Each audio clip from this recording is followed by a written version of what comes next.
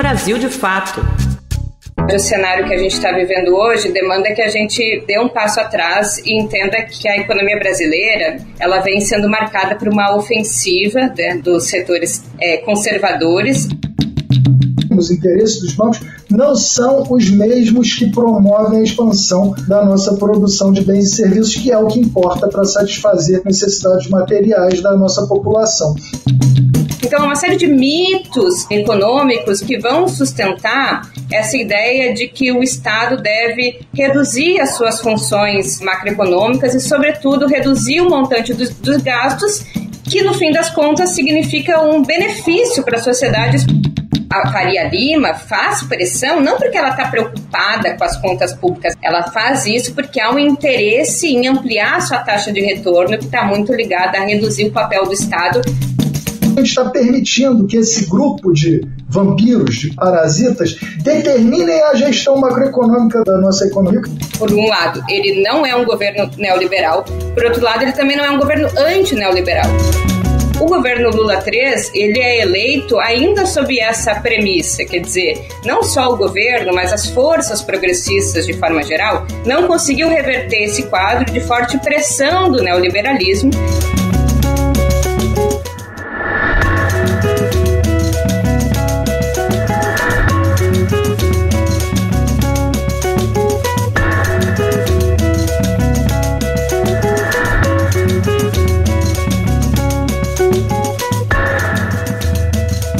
A gente está no ar a partir de agora com mais um episódio do nosso podcast 3x4, podcast de política do Brasil de Fato. Aqui toda semana a gente traz para você as repercussões dos assuntos que estão mais em alta no nosso país, politicamente, economicamente, socialmente, para que a gente possa debater o nosso Brasil. Bom, eu sou a Nara Lacerda, estou aqui na bancada dos estúdios do Brasil de Fato com meu colega de redação Igor Carvalho. Tudo bom, Igor? Tudo bem, Narita, mais uma semana. Bora! Vamos nessa, compondo a nossa bancada nesta semana está a nossa comentarista fixa, Juliane Furno, economista e professora da UFRJ.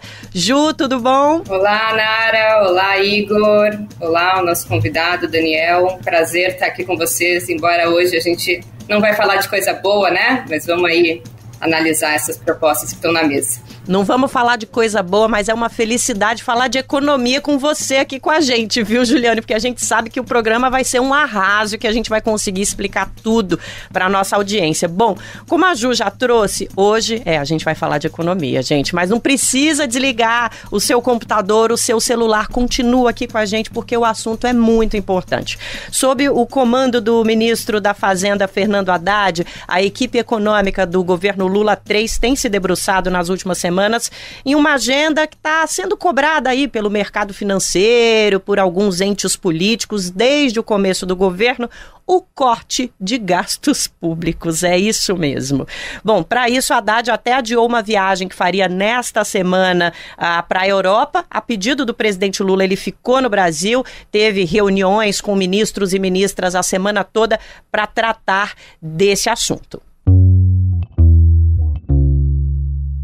A minha ida estava dependendo dessa definição, né, de se essa semana ou semana que vem seria feito os anúncios, né? Como o presidente pediu para ficar e como as coisas estão muito adiantadas do ponto de vista técnico, eu acredito que nós estejamos prontos essa semana para anunciar. Na semana, nós estamos acompanhando as notícias a respeito da economia e também do pacote de corte de gastos do governo federal.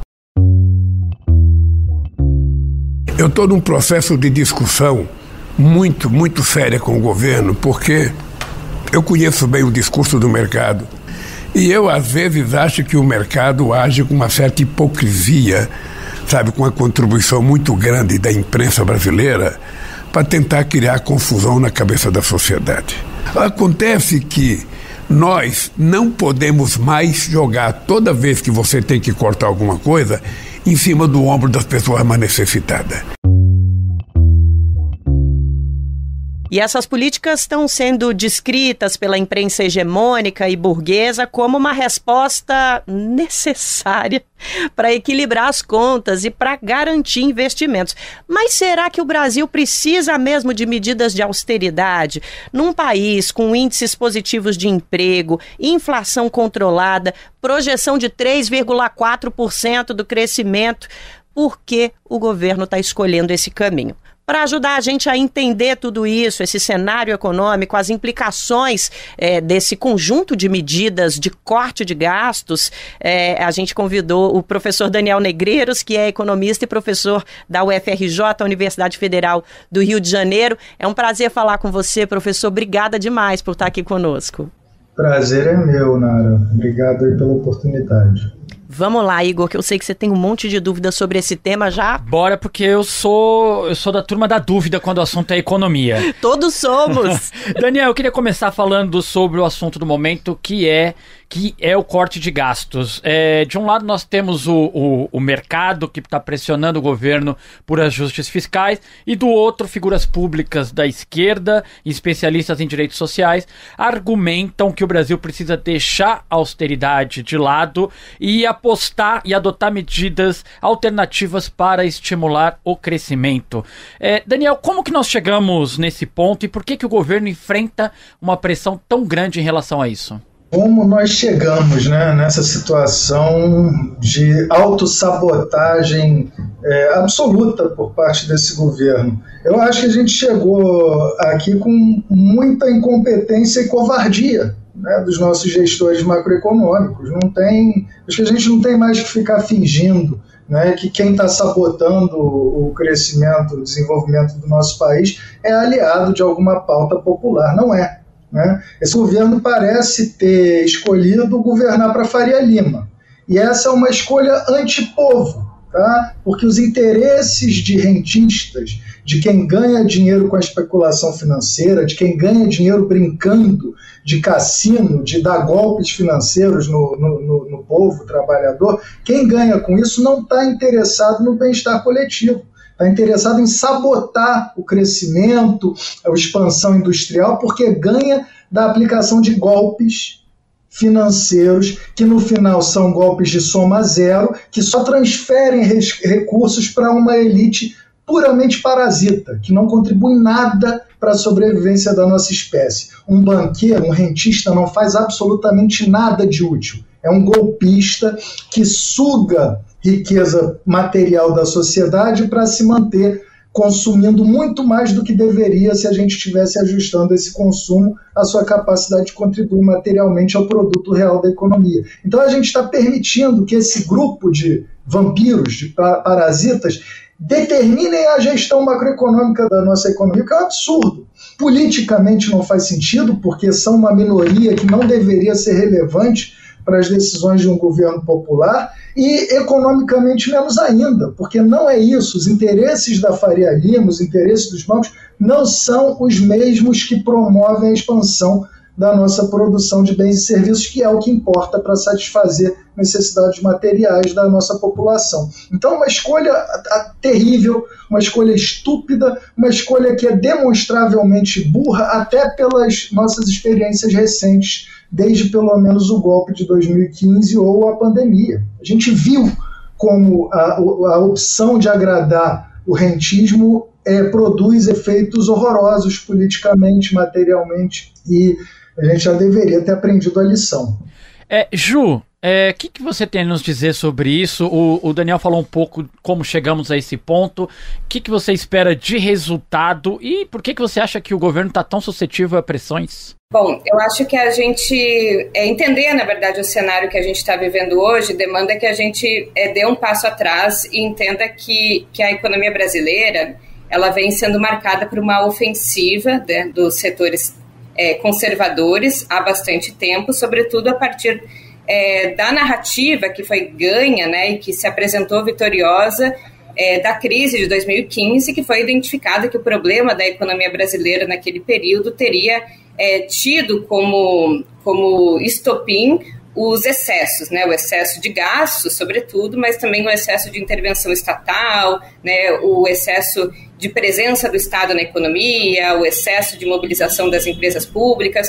Portanto, se esse era o diagnóstico, né? O excesso dos gastos públicos, o excesso do manejo do Estado, da política discricionária do Estado, a solução para isso deveria ser um conjunto de cortes, e um conjunto de cortes inclusive que dispensasse, né, ou que criminalizasse a gestão discricionária, né, a gestão do Estado sob as determinações fundamentais da sua própria política fiscal, ou seja, o Estado definindo o quanto e onde alocar os recursos públicos. Então, isso passou a ser definido numa lei, uma lei que impede, né, que era a lei do teto dos gastos, que o Estado, por exemplo, possa manejar os seus gastos públicos de acordo com o próprio ciclo econômico.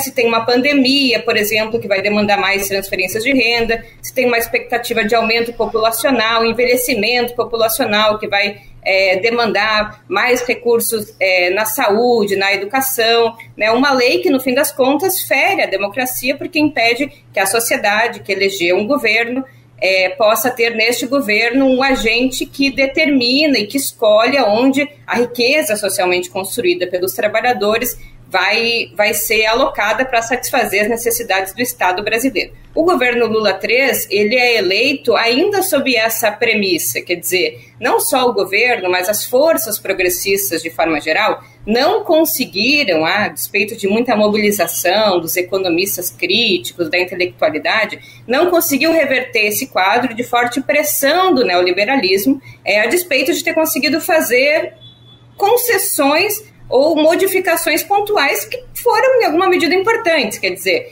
a mudança para o arcabouço fiscal em relação ao teto de gastos, ainda que não tenha suprimido a lógica de que tenha que haver uma regra limitando os gastos, ela é muito melhor do que foi o teto, porque, embora exista uma regra de limite para o crescimento do gasto público, ele sempre vai ter crescimento real em relação ao ano anterior.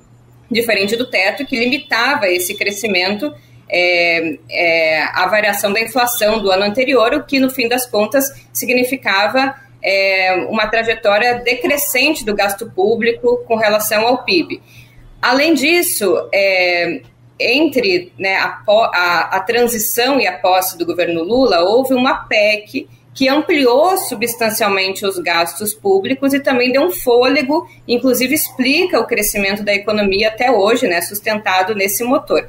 Acontece que agora há um conjunto de pressões que têm sido feitas pelo setor financeiro e não tem havido a correlata pressão das forças populares, o que coloca cabo de guerra, vamos dizer, que só tem sido puxado por um lado, e este lado puxa, utilizando de todas as formas de terrorismo fiscal, terrorismo macroeconômico, selada, né, em torno de uma série de premissas profundamente questionáveis, inclusive derrotadas na pandemia, que é essa ideia de que o Estado não tem dinheiro, de que a confiança dos investidores está relacionada com o grau de endividamento do Estado, de que menos participação do Estado significa mais participação do setor privado, isso é benéfico porque significa mais concorrência leva à redução dos preços, de que mais gasto público significa mais inflação é sempre mais prejudicial para os mais pobres. Então, é uma série de mitos econômicos que vão sustentar essa ideia de que o Estado deve reduzir as suas funções macroeconômicas e, sobretudo, reduzir o montante dos gastos, que, no fim das contas, significa um benefício para a sociedade, especialmente para os mais pobres. Eu acho que é um pouco essa ideia que tem mobilizado e tem, infelizmente, capturado boa parte do governo. Não sabemos se convencidos ou não, mas o que importa, né, a resultante desse processo é que, infelizmente, tem sido levado a partir, não do Congresso, mas a partir do próprio Executivo, propostas que tendem a reduzir e, nesse momento, a desconstitucionalizar conquistas importantes que são os pisos constitucionais, sobretudo para a saúde e para a educação. Eu queria aproveitar que você está falando sobre as limitações, Ju, para te perguntar, daqui a pouquinho a gente volta para o Daniel, mas resposta simples e rápida, Ju. Como é que a gente explica para a nossa sociedade o arcabouço fiscal? Porque essa dificuldade de entendimento existe, né? Esse processo definido pelo governo atual de limitação dos gastos, como explicar ele para a nossa população de maneira simples e didática? A gente consegue? Sim, vou explicar muito rapidamente. Como é que funcionava antes? Quer dizer, até 2016, o Estado nunca teve uma regra para gastos públicos. E isso é importante de ser dito, porque entre a sua história como nação e até 2016, o Estado brasileiro nunca quebrou. Ele nunca deixou de ter dinheiro, ele nunca deixou de honrar os seus compromissos, né? Os aposentados nunca ficaram sem aposentadoria, as políticas sociais nunca deixaram de ser pagas. Ele já teve uma crise na década de 80, mas era por endividamento externo, então não é o caso agora. O governo apresentava uma meta de resultado primário para o Congresso Nacional, dizendo, olha, eu tenho a expectativa de arrecadar 100 e tenho a expectativa de gastar 80. Então, a minha meta de resultado primário é um superávit de 20. E ele perseguia essa meta. Agora, ele está condicionado através de uma lei, ou seja, não é mais o executivo que apresenta através de uma meta de quanto ele acha que vai arrecadar, o quanto ele acha que vai gastar. E quanto mais ele arrecada, portanto, mais espaço ele teria para gastar. Agora, o gasto ele está relativamente deslocado da arrecadação. Embora, em boa medida, ele se relacione com a arrecadação, porque se o governo arrecadar menos, ele vai ter menos espaço para gastar. Mas vamos supor que o governo arrecade muito. Mesmo assim, ele só pode ampliar os gastos públicos, no máximo, 2,5%, quer dizer, ele vai aumentar em 2,5% aquilo que ele já usou, que ele já disponibilizou de recursos públicos no ano anterior. Então, o arcabouço fiscal é melhor do que o teto, porque permite um crescimento real de 2,5% e, na pior das instâncias, também permite que cresça 0,6%. Então, ainda que 2,5% seja um crescimento real, ainda é muito longe daquilo que a gente estava fazendo num período em que a gente ainda também estava muito longe de construir condições ideais. Então, o arcabouço fiscal é uma limitação, vamos dizer, a priori. Ela não está levando em consideração o quanto a gente precisa para universalizar a educação. Essa deveria ser a regra de gasto, e não um índice arbitrário, vamos dizer, calculado no conjunto de planilhas que estão, vamos dizer, descolado um pouco de quais são as necessidades do Brasil para crescer distribuindo renda. Ô Daniel, a Ju está falando de educação, até o momento que importante localizar nosso ouvinte, até o momento que nós estamos gravando esse episódio, não temos informações concretas sobre as medidas que serão adotadas, mas os bastidores informam que as áreas de saúde e educação devem ser afetadas e os representantes dessas pastas já foram até o governo para tentar negociar.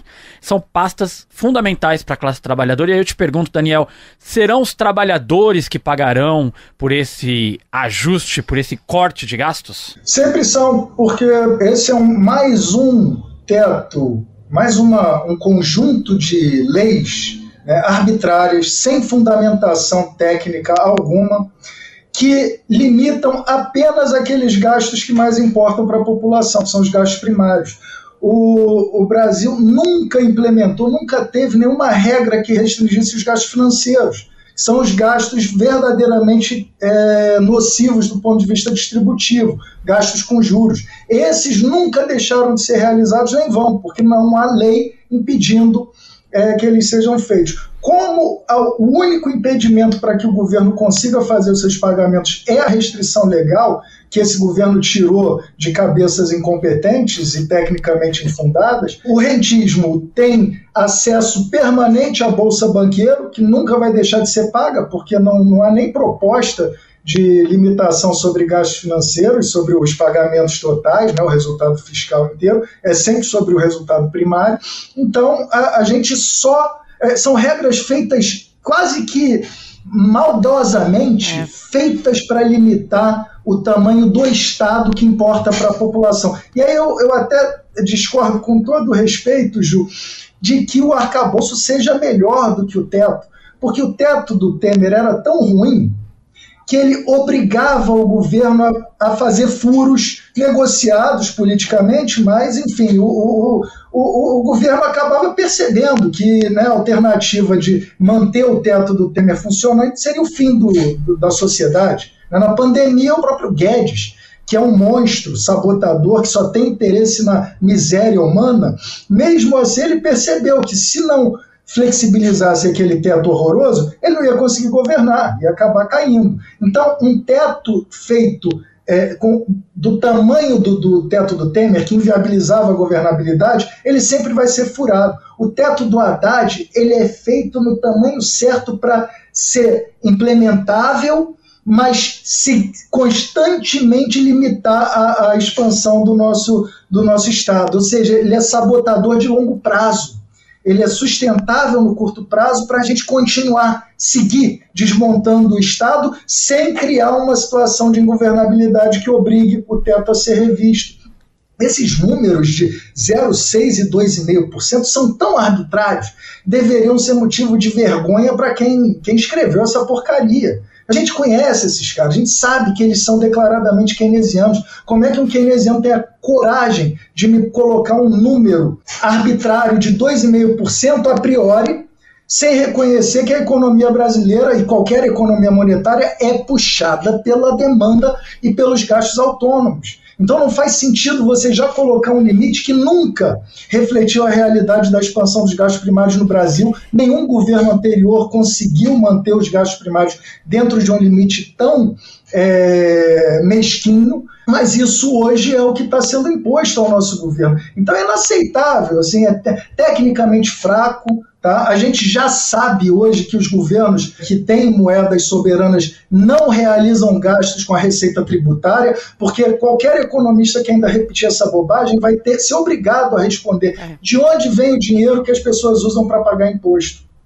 Se o dinheiro é, por definição, inquestionavelmente uma dívida pública, o governo precisa criar o dinheiro que a gente depois usa para pagar impostos. Isso significa que toda essa lógica de que o governo recebe dinheiro para fazer pagamentos é furada, é estúpida e é disfuncional, porque obriga o governo a adotar políticas que não fazem nenhum sentido para quem quer produzir uma sociedade saudável.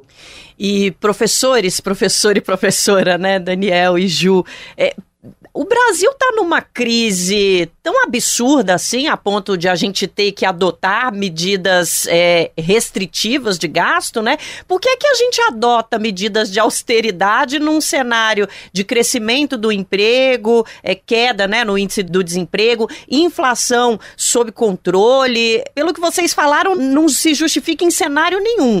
Mas num cenário em que não está em crise, faz algum sentido essas medidas restritivas? Vamos lá, Ju, o que você acha? Quando a gente entende que economia é economia política e não é uma ciência matemática, a gente compreende um pouco melhor.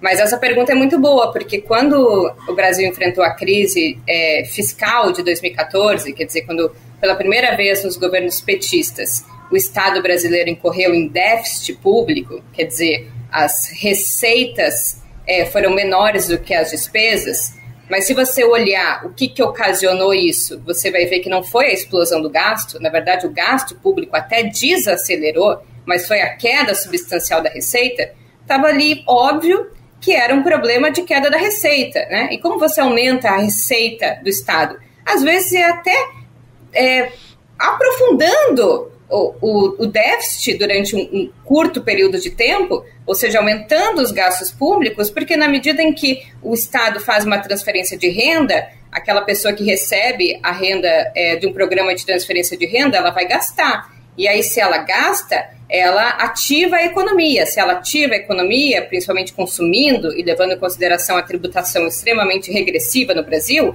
ela vai criar condições para que essa renda volte aos cofres públicos na forma de tributação. Então, era um pouco óbvio que o problema era retomar a capacidade de receita. Mas não, a solução encontrada e aparentemente apresentada como única era cortar gastos. E eu ficava pensando, será que eles não estão vendo que cortar gastos no momento em que há uma desaceleração da receita só vai levar a mais queda de receita? E, na verdade, eles estavam vendo, e foi o que aconteceu. De 2015 até 2022, na verdade, o déficit fiscal ele só foi ampliado. Então, cortar gastos para corrigir o déficit não significa o déficit vai ser corrigido, pelo contrário, ele tende a ser aprofundado. Qual é a justificativa política? Inclusive, o Banco Central aumentou agora na quarta-feira a taxa básica de juros no Brasil. E a justificativa, numa das 3 justificativas apontadas para aumentar a taxa básica de juros, está exatamente que a economia está aquecida. Então, o que a gente entende como uma coisa boa, que é as pessoas estão empregadas, as pessoas estão consumindo, é entendido como um risco, porque pode gerar inflação. Então, por que a gente precisa controlar os gastos públicos agora? Porque pode ser, provavelmente vai ser, dentro dessa teoria econômica ortodoxa, liberal, que gastos públicos em excesso, pessoas consumindo em excesso, vai gerar inflação, e inflação, coitado, é sempre um problema maior para os mais pobres, né? Vocês já devem ter notado que só existe metas para inflação, não tem metas para emprego, meta para crescimento. Então, o que está por trás disso?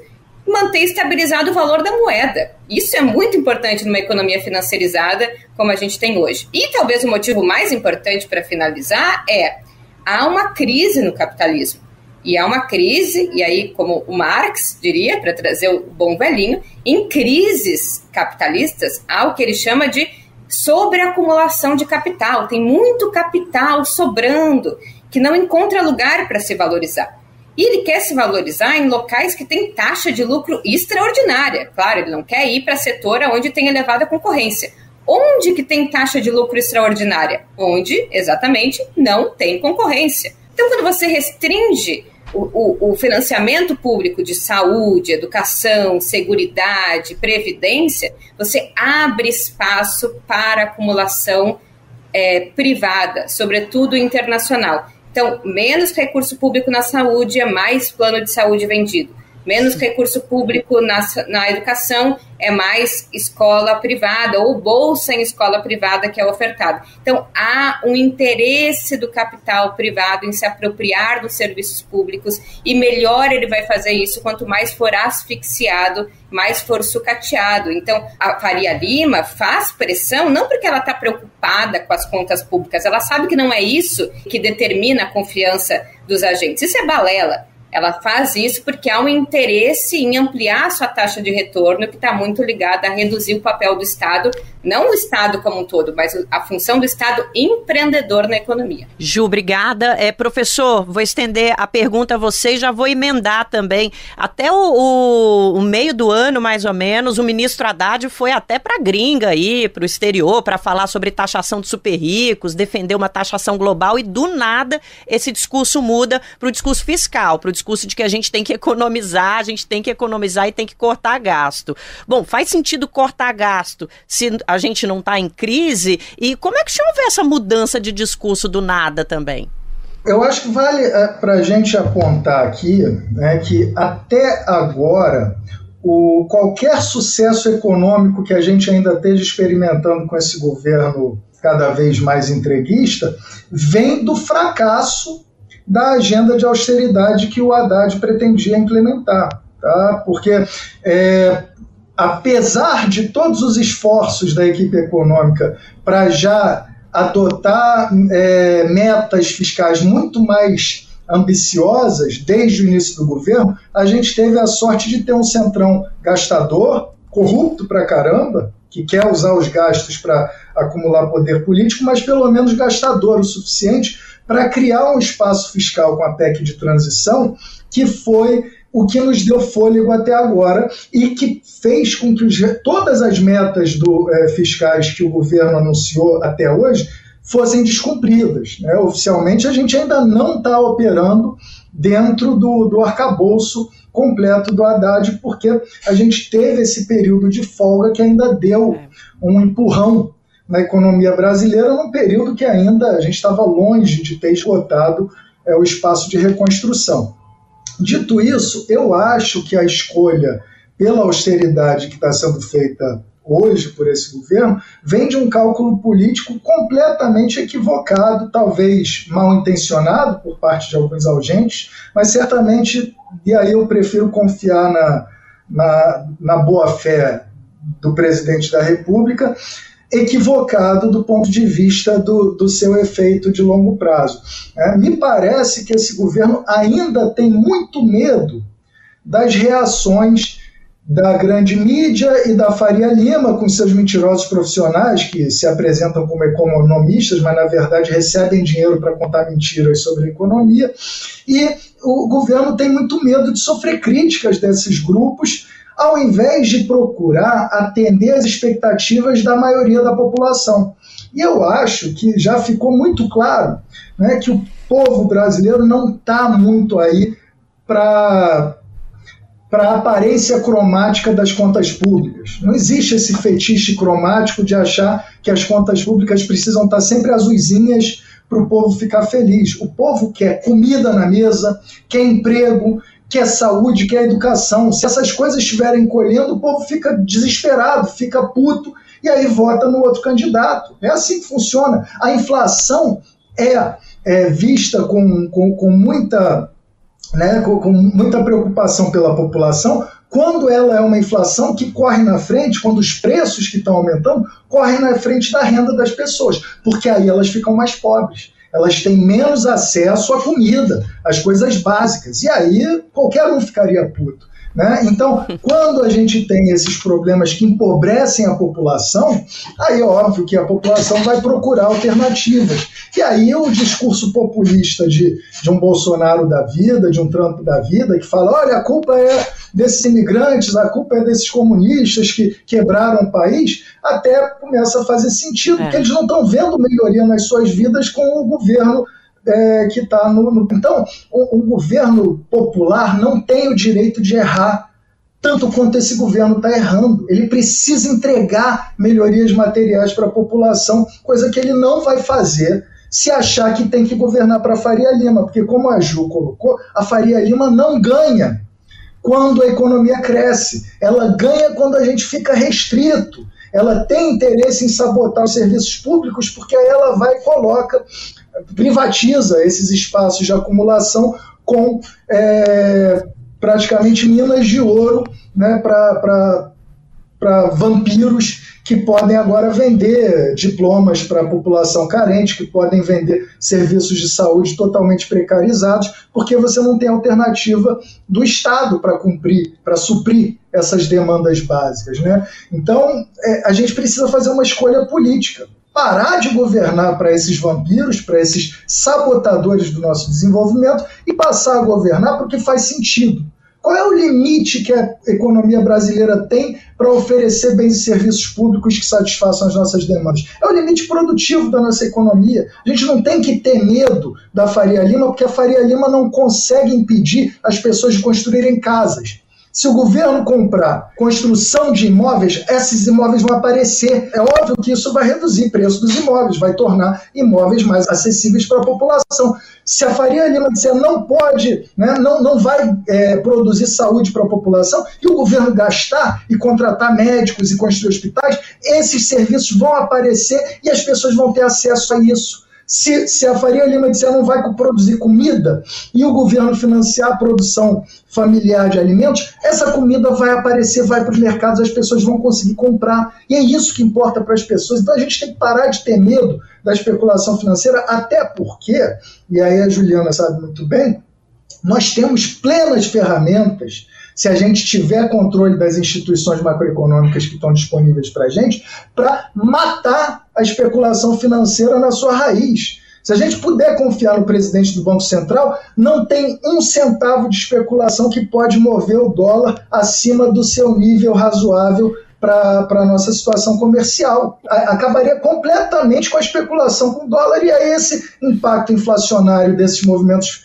cambiais de curto prazo, some da nossa economia. A gente não depende de dólares para pagar a dívida externa hoje, não teria muito problema. Então, o único motivo pelo qual a gente ainda acha que é refém da Faria Lima hoje é porque a gente não está usando as armas macroeconômicas que um governo soberano tem. O presidente do Banco Central deveria hoje fazer leilão de swaps cambiais para matar completamente a especulação com dólar. Não está fazendo, não sei porquê, mas hoje não dá para confiar no Banco Central. Ô Daniel, eu seria um prevaricador se eu não pegasse o gancho que você gentilmente nos deixou aí, perguntar para Ju, qual você acha que pode ser o impacto na imagem do governo Lula a adoção dessas medidas?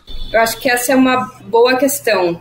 A gente está necessitando de transformações de caráter mais profundo, mais radicalizado, para tentar, inclusive, se reposicionar melhor, levando em consideração as derrotas eleitorais, né, das eleições municipais, todas as mudanças que têm acontecido agora.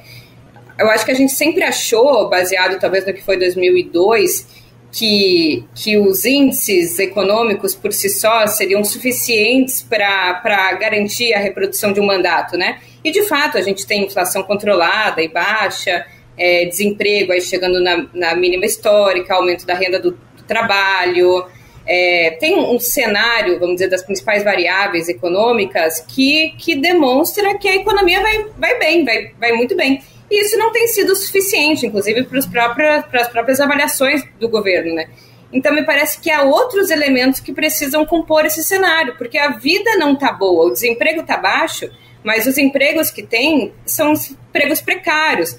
A renda está crescendo, mas a renda média ainda é muito baixa, os vínculos de emprego são muito precários. Então, acho que num cenário em que há uma sensação de deterioração das condições econômicas de vida, e que há uma desesperança, e que há uma sensação de que está tudo mais caro, de que os serviços públicos são mais precários, eu acho que neste cenário, a apresentação de um programa que envolve a redução da quantidade de recursos que vai por ano para a saúde, educação pública, a possibilidade, né, de redução dos gastos para benefício de prestação continuada, que afeta mais os mais pobres, eu acho que isso tende a ter um impacto social e político muito maior do que o impacto econômico que isso tende a gerar nas contas públicas. Então, eu acho que é muito temerário que as propostas mais radicalizadas, vamos dizer, que mexam na Constituição, né, que passem pelo Congresso, sejam exatamente propostas que possam ser desgastadas e apresentadas nesse sentido, né? E talvez o cálculo político seja, não, a economia vai bem, né, os principais indicadores apontam uma economia que vai bem,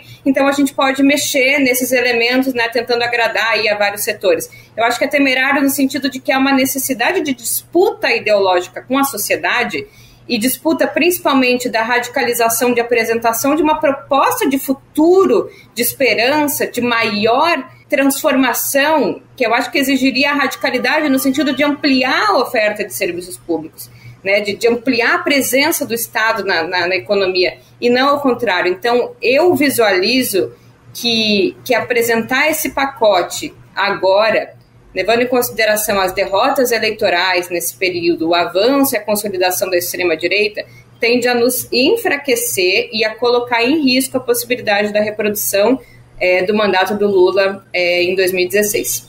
A gente já vai seguir com esse papo sobre economia, mas antes um intervalinho só para dar um recado para vocês. O nosso podcast 3x4 ganhou um primo, ou uma prima, né? Não dá pra gente colocar gênero, não, mas eu quero convidar vocês que estão nos ouvindo para ouvir o nosso novo podcast de política internacional aqui do Brasil de Fato, O Estrangeiro, que já estreou, o primeiro episódio já tá no ar. Não dá pra perder, toda quinta-feira, às 10 horas da manhã, ao vivo, no nosso canal do YouTube do Brasil de Fato, os jornalistas Rodrigo Durão e Lucas Stanislau, da equipe de internacional aqui da nossa redação, trazem uma análise aprofundada, um olhar internacionalista dos temas que movimentam o nosso planeta. Logo depois da exibição, você também pode conferir o episódio da semana na sua plataforma de streaming preferida. É só buscar por O Estrangeiro. Bom, rapazes, bem-vindos à família de estúdio do Brasil de Fato, e para vocês, ouvintes, bem-vindos ao nosso novo produto, ao nosso novo conteúdo que vai trazer essa análise semanalmente para vocês. Estamos te esperando no Estrangeiro. Estamos de volta com o segundo bloco do 3x4. Daniel, após o anúncio que o governo faria cortes de gasto, houve um manifesto assinado por figuras públicas, acadêmicos, movimentos populares e parlamentares de esquerda que foi lançado contra, abre aspas aí, né, as políticas de austeridade fiscal do governo federal. O documento foi intitulado Manifesto contra o Pacote Antipopular. As escolhas econômicas do Lula 3, deste governo, mostram que há um caminho, a adoção de um caminho liberal desse governo, Daniel? Eu sei que você já falou, inclusive adjetivou à vontade aqui sobre isso, mas eu queria, se você puder falar pra gente, esse governo é só essa medida ou esse governo, por suas escolhas neste período, ele pode ser considerado um governo liberal?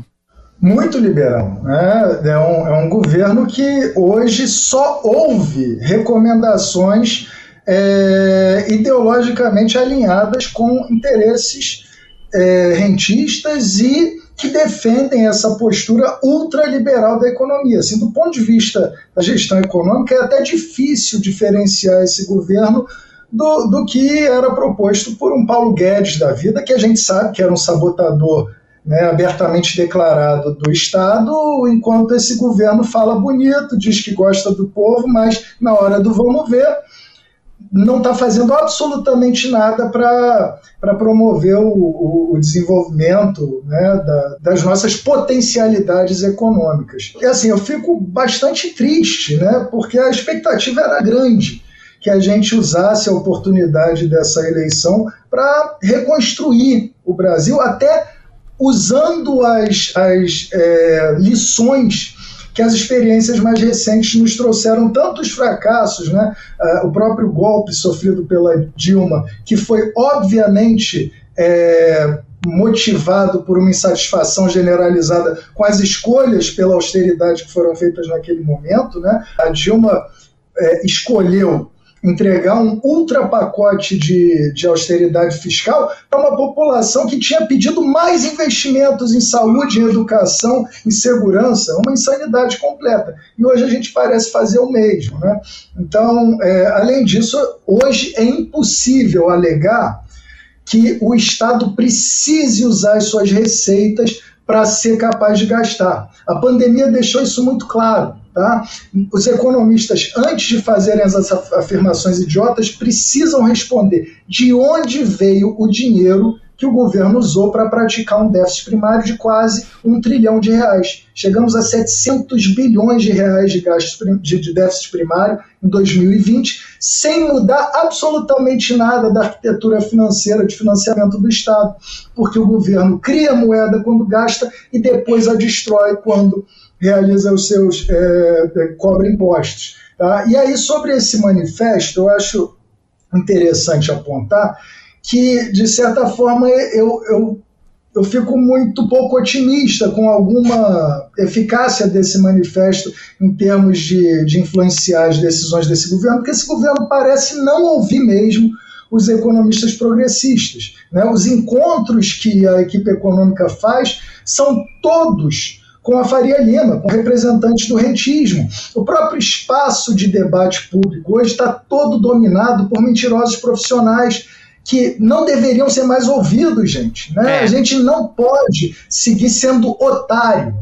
e dando a voz para quem tem interesse em sabotar o desenvolvimento do país. Né? Se a gente não aprendeu que banqueiro não fala a verdade quando dá conselhos para o nosso ministro da Fazenda, pelo amor de Deus, né, gente? Aliás, é muito óbvio isso, porque o banqueiro ganha dinheiro com o empobrecimento da sociedade. É assim que ele consegue fazer empréstimos predatórios, é assim que ele consegue ganhar de cassino, né, no joguinho financeiro que ele fica jogando no cassino financeiro. Ele precisa de instabilidade, ele precisa sabotar a produção. Se a gente ficar dando voz para gente que ganha dinheiro dando golpe financeiro, a gente vai estar ferrado. Vamos dar ouvido para quem produz conhecimento sem depender de contar mentira para poder sobreviver. Agora, professor, quero ouvir a Ju nessa também, porque o carimbo do liberalismo, então, pelo visto, na fala do professor e acho que na sua também, né, Ju, estão colocados aí na testa do governo Lula 3. Mas, Ju, como é que ficam as políticas sociais? Eu sei que você não pode prever o futuro, né, pra gente, quanto vai ser tirado da educação, enfim, como é que as políticas sociais se influenciam a partir de uma decisão como essa? A gente já falou aqui do privatismo, né? A iniciativa privada toma conta e lucra em cima daquilo que o poder público não consegue oferecer. O que você prevê além disso? Mais detalhes que podem enfraquecer a nossa parte social no país, Ju? Bom, eu estou aqui na condição de comentarista, né? Mas eu discordo muito dessa análise, né? Eu não acho que o governo Lula tenha um caráter neoliberal. Não quero me alongar muito. Eu acho que a despeito de ter ganhado espaço, uma agenda na economia, né? Que tem se pautado por princípios macroeconômicos neoliberais, né? Gasto público no ano passado cresceu 27%. E eu não acho que foi só o Centrão que demandou uma série de gastos fisiológicos, né? Eu acho que foi uma disposição da equipe de transição, coordenada ali pelo presidente Lula, por aumentar o volume de gastos, entendendo, né, que era necessário uma série de ajustes substanciais, emergenciais de uma economia saindo de uma crise, substancialmente saindo de uma pandemia, necessitando aumentar os gastos públicos. Isso elevou o montante dos gastos primários em relação ao PIB, o arcabouço fiscal, né? Ainda que tenha uma limitação legal, ele não imprime uma política de corte de gastos, né? Ainda que os gastos aumentem numa velocidade menor do que aumentaram em outro período, ainda tem variações positivas, quer dizer, os gastos públicos seguem crescendo, inclusive em períodos de crescimento ou de não crescimento das receitas. E, assim, acho que outros elementos, para além das questões vinculadas à Fazenda, eu acho que são importantes para levar em consideração o caráter não neoliberal do governo, ainda que eu ache que o capitalismo passa por uma fase neoliberal. E isso leva a uma série de constrangimentos ou de cerceamentos que vão reduzindo as margens de manobra dos estados substancialmente periféricos, que na ausência, sobretudo, de governos aí sim anti-neoliberais, que eu acho que não é o caso do governo Lula, por um lado, ele não é um governo neoliberal, por outro lado, ele também não é um governo anti-neoliberal, quer dizer, que se organiza em torno de uma agenda de combate ao neoliberalismo. E na ausência de um movimento social, né, de uma agenda de organização popular efetiva, acaba nesse cabo de guerra sucumbindo cada vez mais a essa lógica global, que é de avanço do neoliberalismo e de cerceamento das margens de manobra das economias periféricas.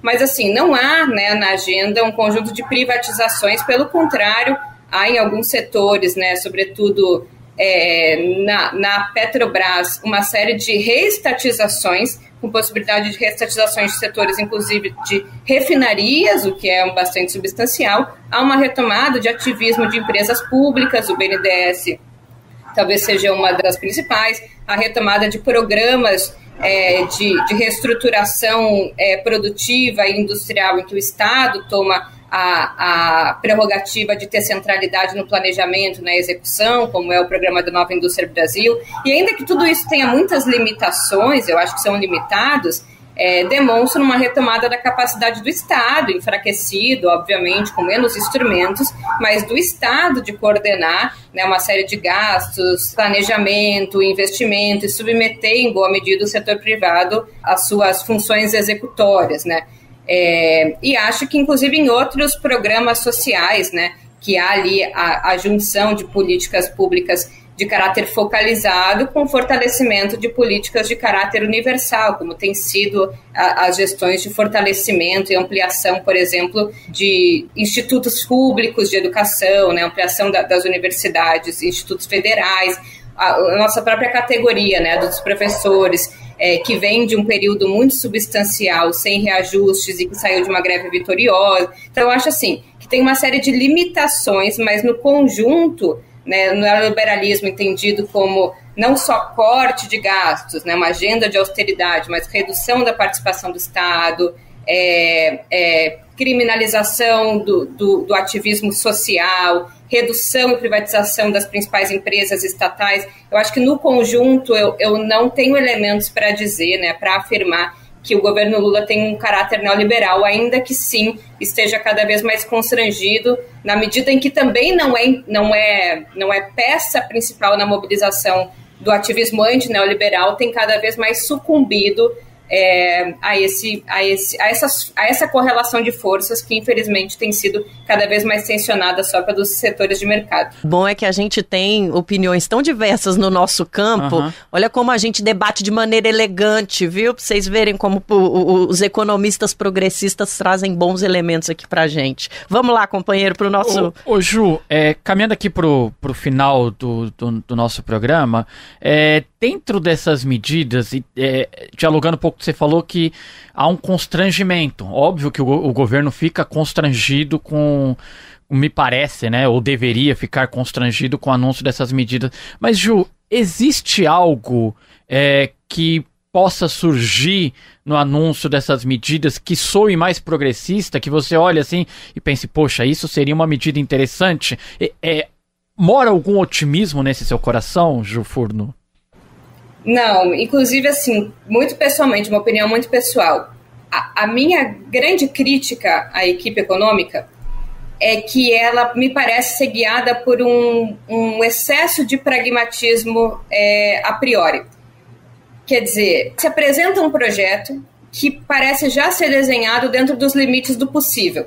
E eu acho que esse não é o papel do executivo. Nós deveríamos, né, o executivo, né, que ganhou as eleições amparado numa grande mobilização da sociedade que exigia mais Estado, mais políticas públicas, mais transferência de renda, apresentar o programa máximo, apresentar o programa de melhorias, de maior presença do Estado, de aumento do gasto público. E deixa que o Congresso desidrata, se for o caso, explicita o limite da correlação de forças para a sociedade, porque isso inclusive educa do ponto de vista pedagógico da luta de classes, aponta quem são os inimigos, e vai esticando essa corda, porque senão parece que enfim, o limite já estava dado e a gente não testou o limite de qual era o possível e qual era o impossível, e nem convoca a sociedade a defender o governo, né? Apresenta um programa radicalizado, vamos para a defesa e vamos ver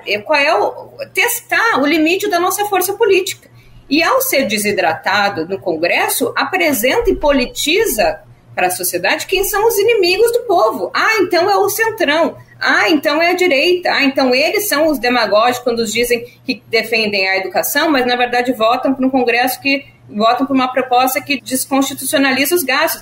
Senão é muito difícil, de fato, que a gente siga fazendo uma defesa desse governo quando somos nós mesmos que apresentamos uma proposta de caráter tão rebaixado. Eu até entendo que a equipe tenha já, com seus articuladores, entendido que aquilo ali era o que passaria. Mas eu acho que o nosso papel não é muito esse, sabe? Porque eu acho que isso nubla um pouco as nossas diferenças e acaba nos identificando mais com aquilo que a sociedade rejeita, que é a velha política, que é o centrão, que são os interesses corporativos, fisiológicos do Congresso, e não nos diferenciando. Eu acho que isso, em períodos de sociedade polarizada, pode acabar descaracterizando a nossa identidade e perdendo o nosso radicalismo. Eu queria que o professor Daniel respondesse essa pergunta também. O senhor vê algum cenário de possibilidade positiva numa proposta dessa? Daria para fazer de algum outro jeito, um jeito melhor, professor?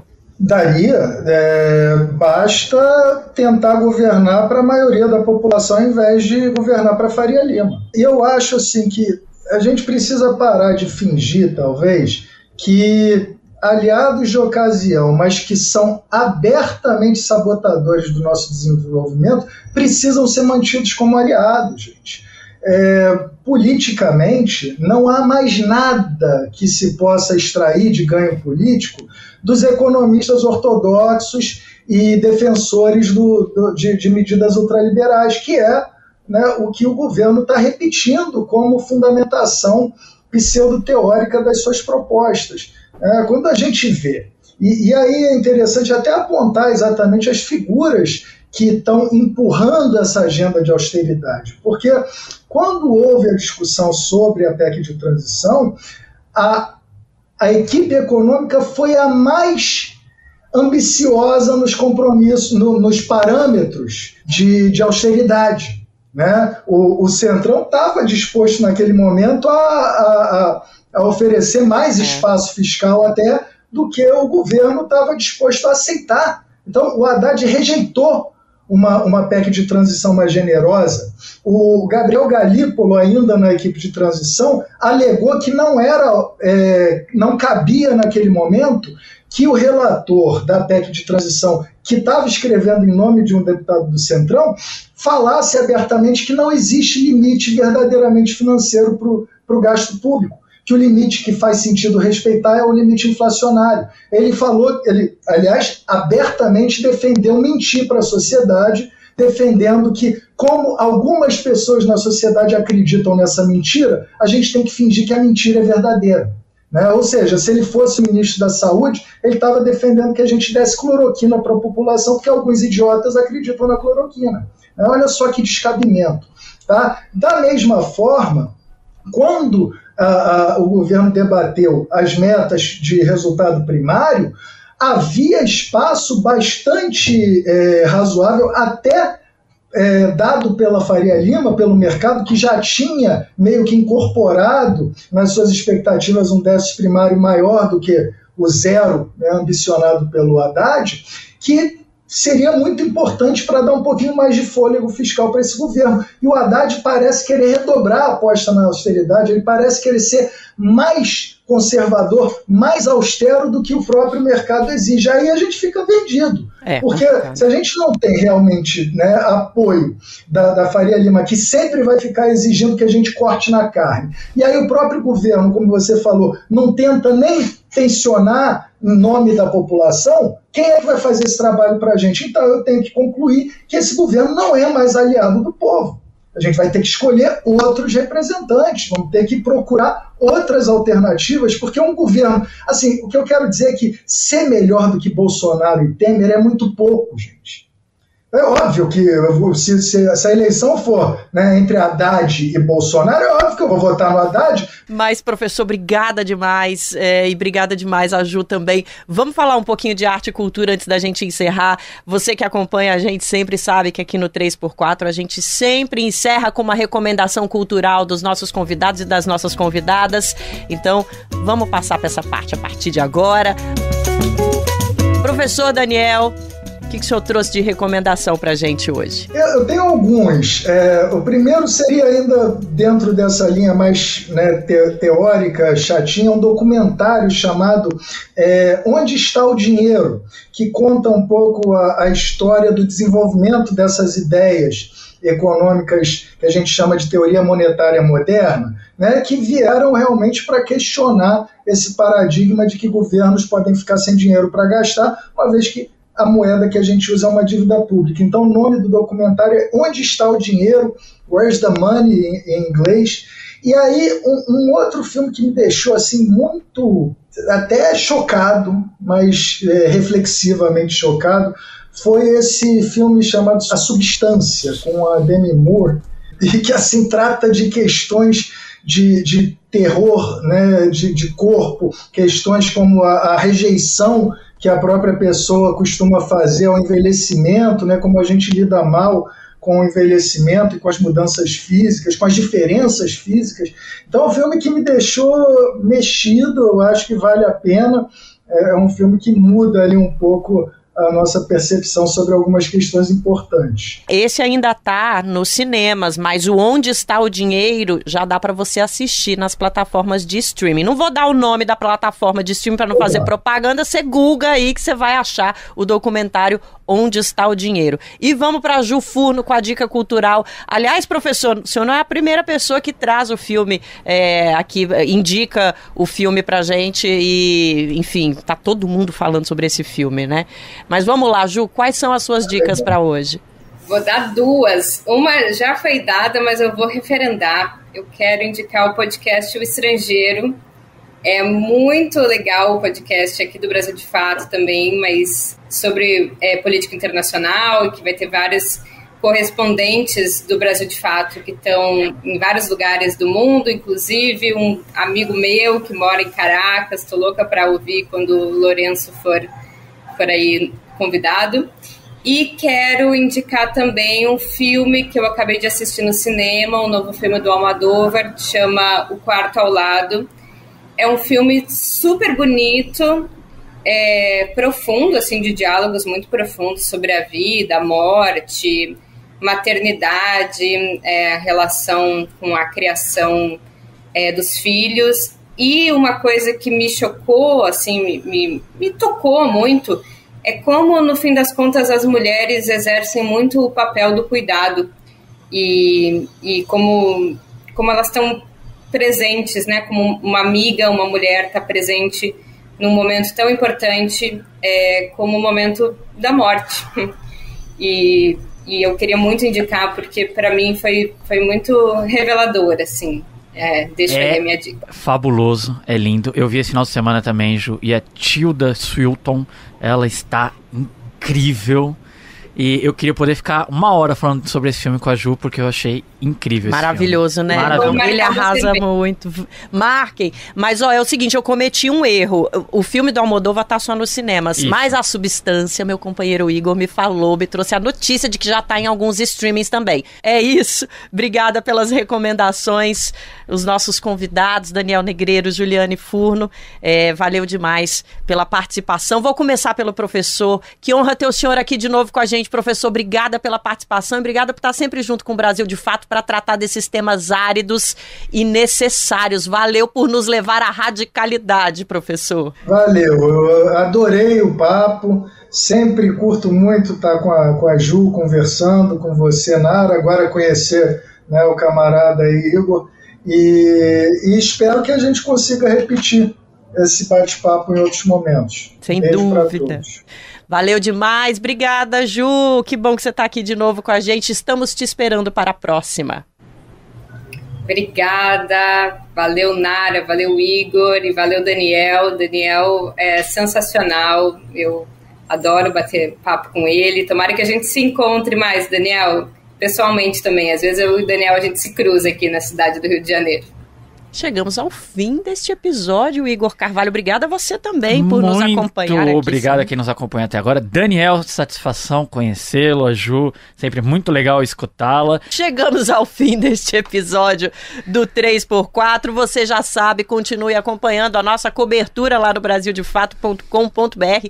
Manda as suas opiniões pelas nossas redes sociais. Se quer falar sobre esse episódio, estamos aqui esperando o seu comentário. E lá no Spotify dá para fazer comentário também, logo abaixo da descrição do episódio. Se você comenta lá, a gente chega em mais gente, viu? E aqui é jornalismo popular, é muito importante que vocês estejam conosco. Valeu demais, Igor, até a próxima. Valeu, gente, até próxima semana estaremos juntos aqui. O 3x4 é apresentado por mim, Nara Lacerda, pelo meu colega de redação Igor Carvalho, direção de Camila Salmásio e Vitor Shimomura. Os nossos comentaristas são Juliane Furno, João Pedro Stedley e José Genuíno. Produção e roteiro Letícia Holanda, trilha sonora original Alejandra Luciani, edição e sonorização Lua Gattinone, identidade visual de Rafael Canoba e Samuel Lovato. No Brasil de Fato, a coordenação de redes sociais é de Rafaela Cury, a coordenação de rádio e TV é da Monize Ravena e a direção executiva é da Nina Fidelis. Até semana que vem com mais 3x4.